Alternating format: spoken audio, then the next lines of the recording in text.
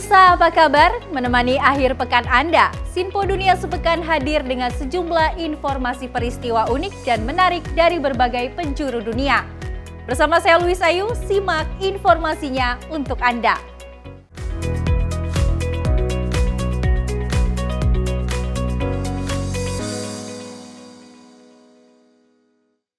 Kita awali informasi yang pertama, pemirsa. Pembekuan dana Badan Amerika Serikat untuk Pembangunan Internasional USAID dan upaya penggabungannya dengan Deplu Amerika Serikat mengejutkan banyak pihak. Tapi langkah seperti ini sebelumnya juga sudah pernah dilakukan oleh sekutu dekat Amerika Serikat, yaitu Inggris, yang baru-baru ini merestrukturisasi bantuan luar negerinya. Perdebatan soal Badan AS untuk Pembangunan Internasional atau USAID mirip dengan yang sebelumnya terjadi di Inggris. Pada 2020, Perdana Menteri saat itu, Boris Johnson, menggabungkan Departemen Pembangunan Internasional atau DFID dengan Kemlu. This will unite our aid with our diplomacy and bring them together in our international effort. The Foreign Secretary will be empowered to decide which countries receive or cease to receive British aid while delivering a single UK strategy for each country. Langkah Johnson sesuai dengan posisi partainya, Partai Konservatif yang skeptis terhadap pembelanjaan untuk bantuan luar negeri. Not always kind of aligned with what he thought the UK's foreign policy priorities should be. I think there was definitely a sense among those on the right of UK politics that DFID was kind of, a bit too big for its boots perhaps, or needed better oversight. Tapi langkah pemerintah Johnson mengejutkan penerima bantuan. Pada 2020, pembelanjaan Inggris untuk bantuan luar negeri juga diturunkan dari 0,7% produk domestik bruto ke 0,5%. Penyaluran bantuan juga dialihkan sesuai dengan pertimbangan geopolitis. There was more attention being paid to trying to outcompete, let's say, China or Russia, particularly in Asia Pacific, trying to upscale investment in these regions where historically aid had been much more focused on Africa. Kemlu Inggris yang sebelumnya bernama Foreign and Commonwealth Office atau FCO sejak penggabungan DFID lalu menjadi Foreign Commonwealth and Development Office atau FCDO. Di Amerika Serikat, Menlu Marco Rubio sejak awal Februari merangkap sebagai penjabat Direktur USAID sambil revisi dilakukan terhadap organisasi dan aktivitas badan bantuan ini. Pemerintahan Presiden Donald Trump mendesak agar bantuan asing diselaraskan dengan kebijakan America First atau mengutamakan Amerika sambil mencari jalan untuk melakukan efisiensi anggaran. Pengalaman Inggris dengan DFID yang kini masuk Kemlu bisa menjadi pelajaran bagi AS, menurut analis. In the UK instance, there was a sort of reputational hit. DFID had a very strong brand, as does USAID.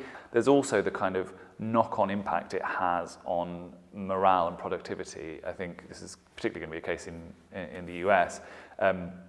But there is now a sense that the FCDO is the sort of the one voice, and that there are people who have both development and diplomacy experience who are representing the UK in countries where the UK is spending development money.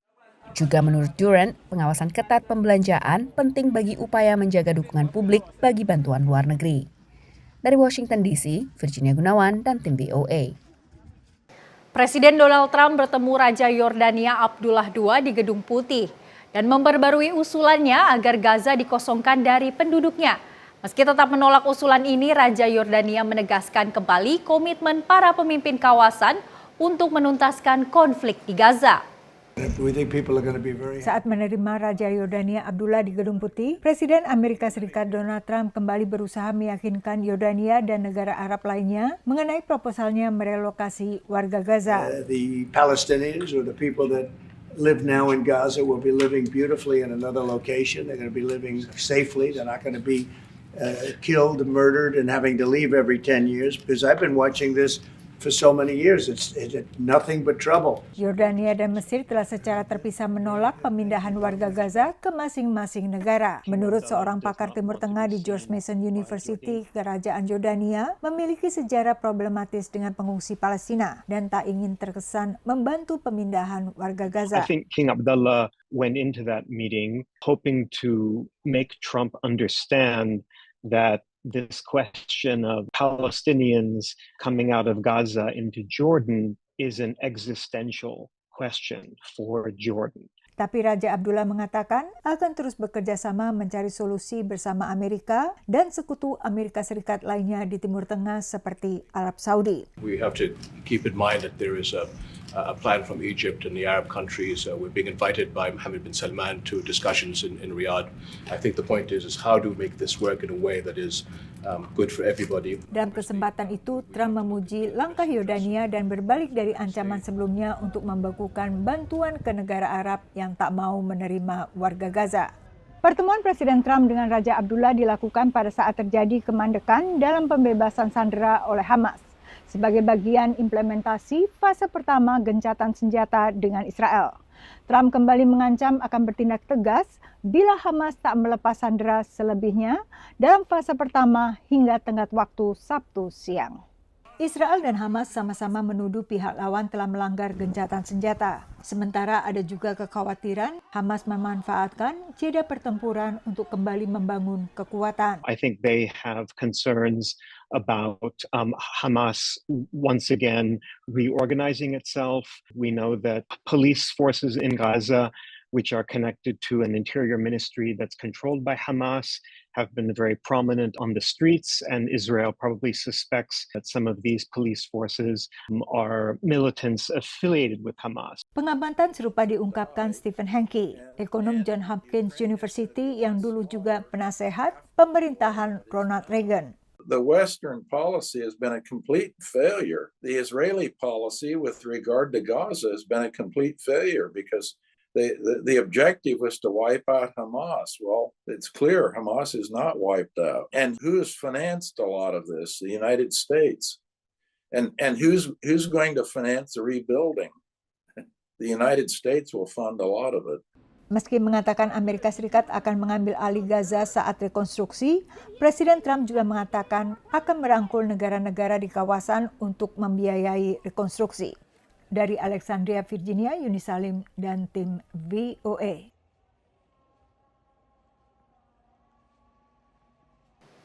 Inflasi di Amerika Serikat kembali meningkat dengan indeks harga konsumen yang naik secara tahunan dari 2,9% ke 3%. Data terkini ini sedikitnya mengurangi keyakinan bahwa inflasi telah terkendali.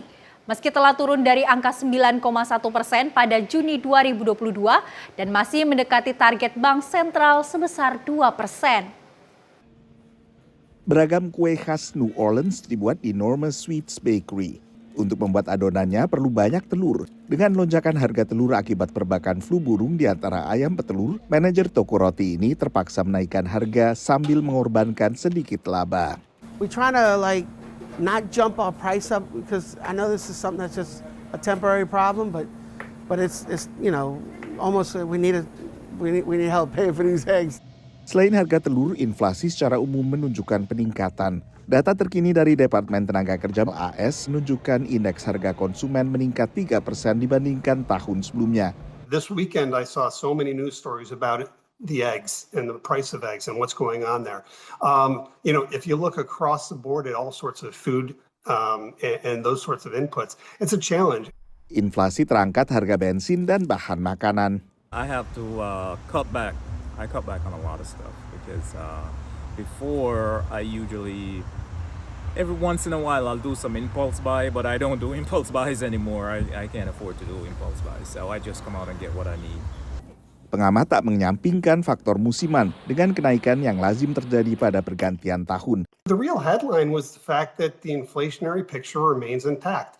The disinflation narrative that we are all hoping for to some degree seems to be continuing to hit some bumps in the road, for lack of a better way of putting it.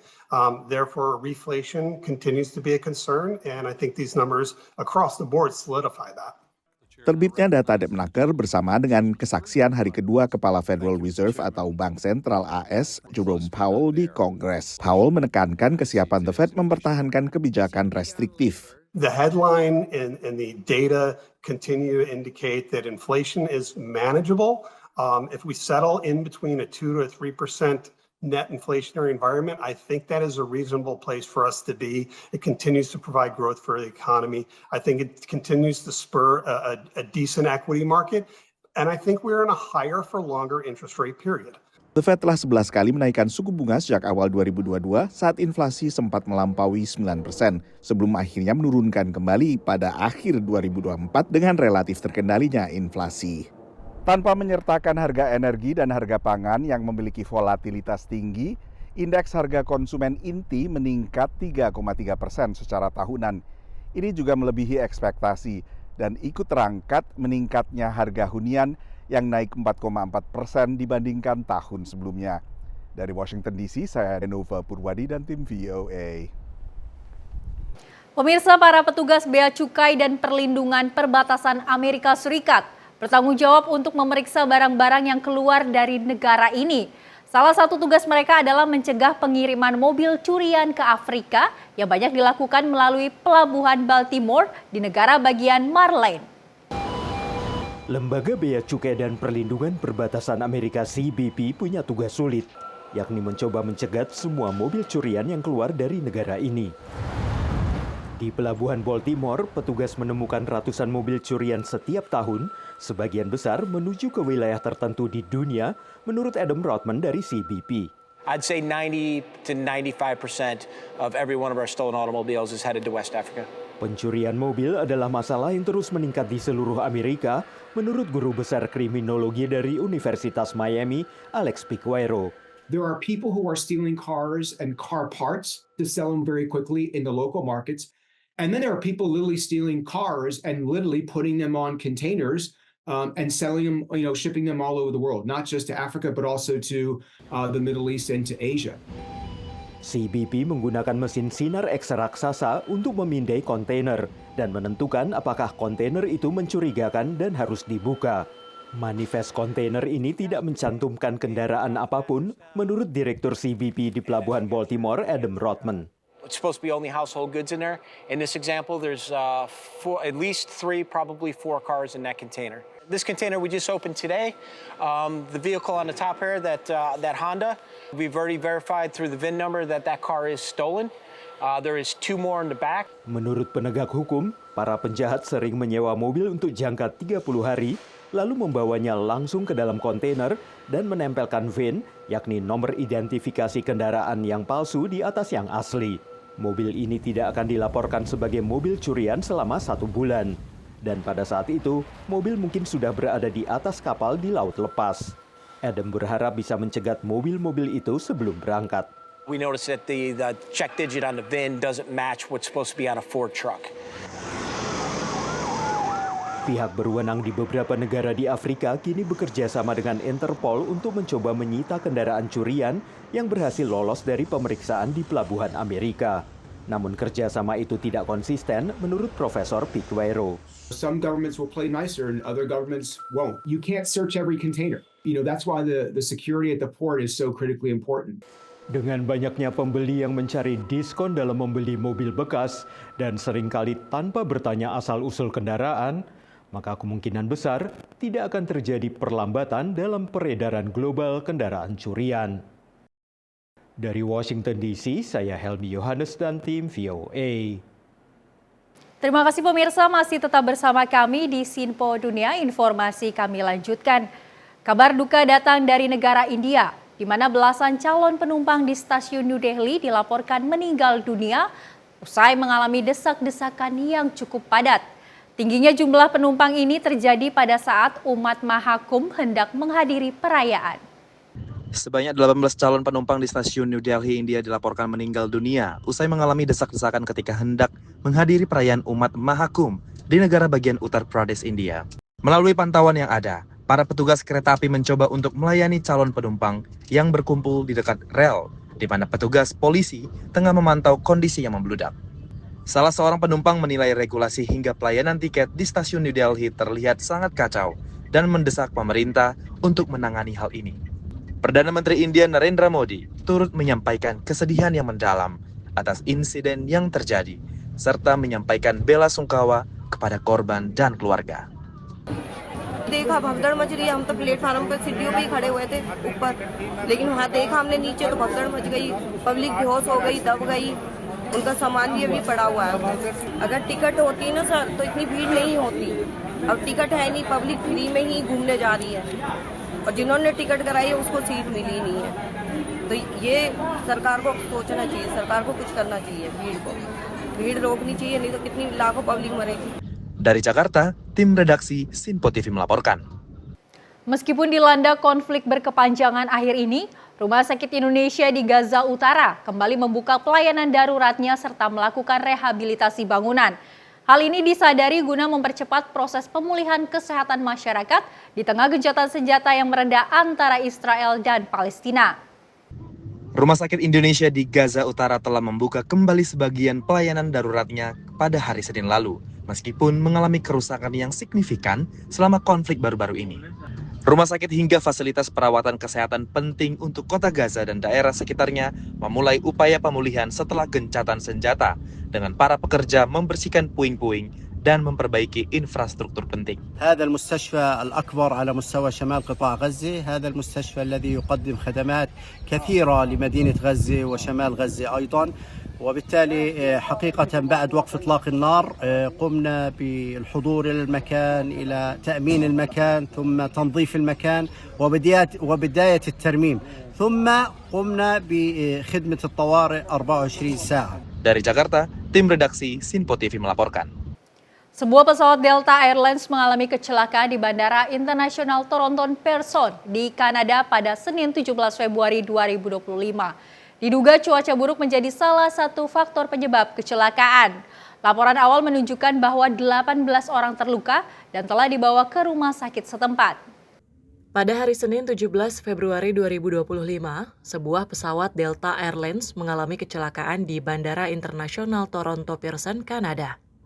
Penerbangan Delta Airlines Endeavour 4819 yang membawa 76 penumpang dan 4 awak tiba dari Minneapolis, Amerika Serikat.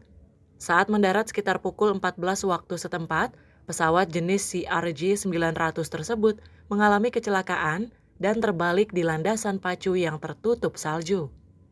Laporan awal menunjukkan bahwa 18 orang terluka dan telah dibawa ke rumah sakit setempat. Menurut Delta, tidak ada korban jiwa dalam insiden ini. Diduga cuaca buruk menjadi salah satu faktor penyebab kecelakaan. Dilaporkan bahwa angin kencang dan badai salju melanda Toronto dengan kecepatan angin mencapai 51,5 km per jam. Menurut seorang penumpang bernama Pete Kokov, setelah pesawat jatuh, ia dan penumpang lainnya tergantung terbalik. Akibat kecelakaan ini, bandara menghentikan semua penerbangan. Delta membatalkan sisa penerbangannya ke Toronto untuk hari itu dan mengeluarkan keringanan biaya perjalanan bagi penumpang yang bepergian ke dari atau melalui YYZ hingga 20 Februari 2025. Dari Jakarta, Alwendi, tim Sinpo TV melaporkan. Informasi tadi sekaligus menutup jumpa kita pada edisi kali ini. Tetap saksikan Sinpo Dunia Sepekan hanya di Sinpo TV. Saya Louis Ayu mewakili kerabat kerja yang bertugas. Pamit, terima kasih atas kebersamaan Anda. Happy weekend.